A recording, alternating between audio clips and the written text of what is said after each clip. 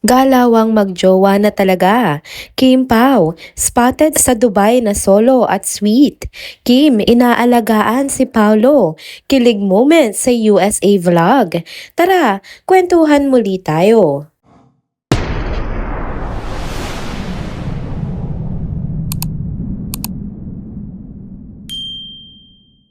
Hello mga ka-trenders!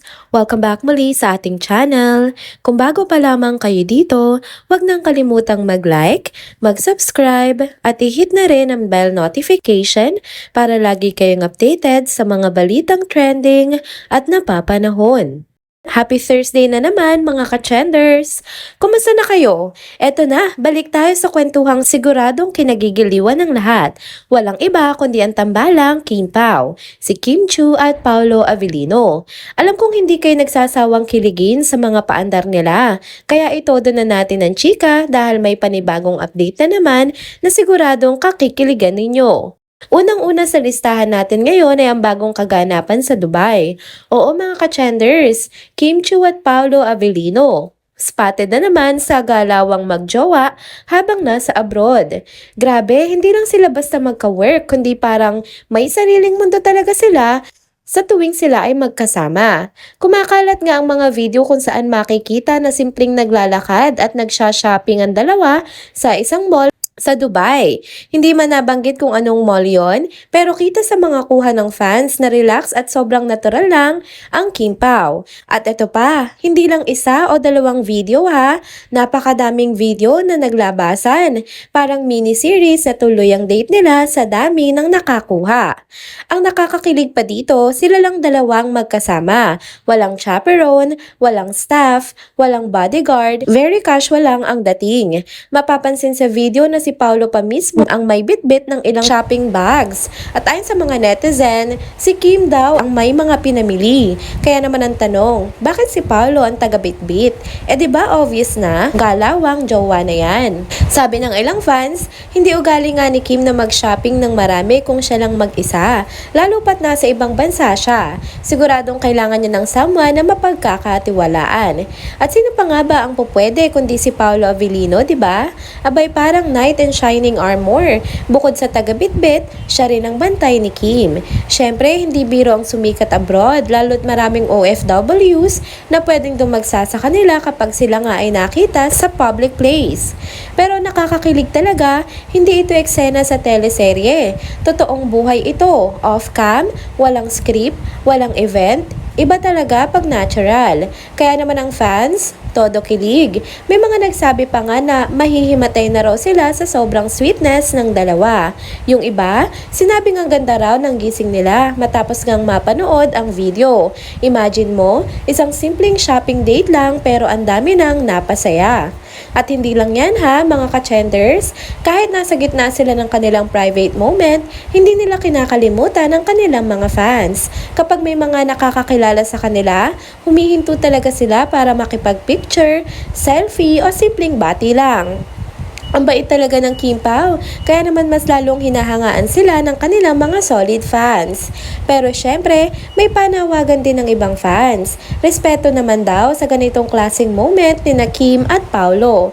Kasi bihira lang talaga silang makakuha ng ganitong oras na sila lang dalawa. Wala sa harap ng camera, wala sa block screening, walang pressure ng trabaho. Kaya kung sakaling makita man sila in public, sana kunan lang ng video o picture from afar. Pero wag ng pagkaisahan at pagkaguluhan. Respeto rin sa personal space, 'di ba? Kaya sa mga kapwa natin Kim Pao fans, hayaan natin silang mag-enjoy sa bawat moment na meron sila. Ang importante, masaya sila at habang masaya sila, masaya rin naman tayo, 'di ba? Kaya tutok lang kayo palagi dito sa ating channel mga ka-trenders. Baka bukas makalawa, may panibagong pa-surprise na naman ang tambalan nila. Mga ka-trenders, next topic naman tayo. Eto na naman tayo sa isang super na nakakakilig na kwentuhan patungkol sa paborito nating tambalan, ang Kim Pao nga.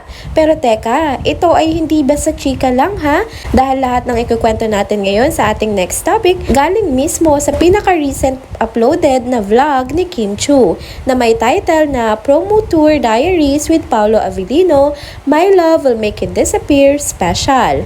Yes, totoong ganap, totoong moments at syempre totoong kilig.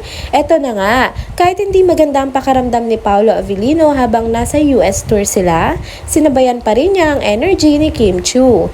Grabe, 'di ba? Kahit may sakit, hindi nagpapaiwan. Sa isang part ng vlog, makikita si Kim na todo birit habang hawak ang mic at kumakanta sa loob ng sasakyan. Si Paolo naman andun lang sa tabi, tahimik pero all out support. Sobrang sweet. At hindi lang yan ha, madalas ngang kuhanan ni Paolo ng videos at pictures si Kim Chiu. Candid, cute, natural moments, lahat yan huli sa cam ni Paolo. Kung tutuusin, siya na talaga ang official cameraman ni Kim sa buong tour. May halong effort at kilig mga ka-chanders. Pero syempre, hindi rin nagpapahuli si Kim sa pag-aalaga. Si Kim mismo nag-asikaso at nagpainom ng gamot kay Paolo. Dahil nga may sakit si Paolo nung mga nangyayari ang ganap na ito, ano? Literal na in sickness and in health ang vibes. Hindi lang co-star, kundi parang someone special na talaga ang turingan nila sa isa't isa. May isang eksena pa sa vlog na kinagligiliwan ng marami. Concern na concern si Paolo sa glitter sa mata ni Kim. Sabi niya, baka raw hindi makita ang mata ni Kim kapag may kausap siya. Ayun, nag-alala talaga ang kuya nyo. Sa sobrang attentive ni Paolo, halos every detail sa ayos ni Kim napapansin niya. Ang sweet, 'di ba? At hindi lang kilig ang laman ng vlog ha. Sa tour na ito, binigyan ng special recognition sina Kim at Paolo sa Amerika bilang pasasalamat sa effort nila na makapiling ang ating mga kababayan abroad. Kitang-kita sa vlog kung gaano sila ka-appreciated ng mga Pinoy sa US. May pasabog na love, saya, at gratitude sa bawat meet and greet. Kaya kung gusto mong makita ang behind the scenes moments, alagang totoo at kilig na hindi scripted, panoorin nyo na ang bagong vlog ni Kim Chiu. Super worth it!